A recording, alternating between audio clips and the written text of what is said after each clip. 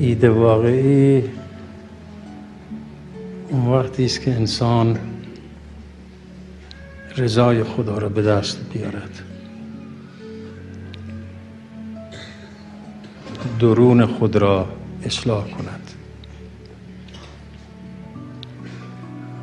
اموری که مربوط به این عالم است گذراست، زود گذر هم هست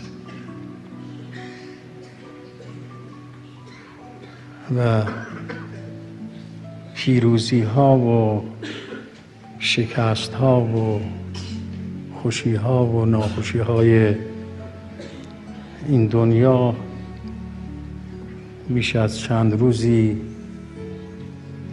و مقدار اندکی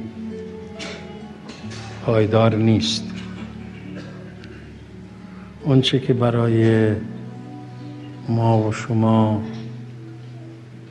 میماند اون چیزی است که در درون خودمون تحصیل کرده باشیم. باور بکنیم که خدای تبارک و تعالی حاضر است. باور بکنیم که همه چیز به دست اوست و ما چیزی نیستیم. باور بکنیم که ما قاصر هستیم برای شکرگزاری نعمتهای خدا. این ماه مبارک رمضان با اون همه برکاتی که دارد ما نمیتوانیم از عهده شکر یکیش براییم،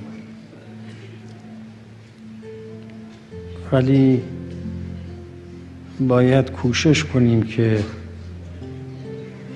در این ماه مبارک رمضان که بر ما گذشت اگر حالی پیدا شد این حال را تا ماه رمضان دیگر نگه داریم و اگر حالی پیدا نشد متاسف باشیم و کوشش کنیم که پیدا کنیم. این هیاهوها همه رفتنی است، تمام شدنی است. اون چه که هست اون است که پیش خود ماست، اون باقی است و با ماست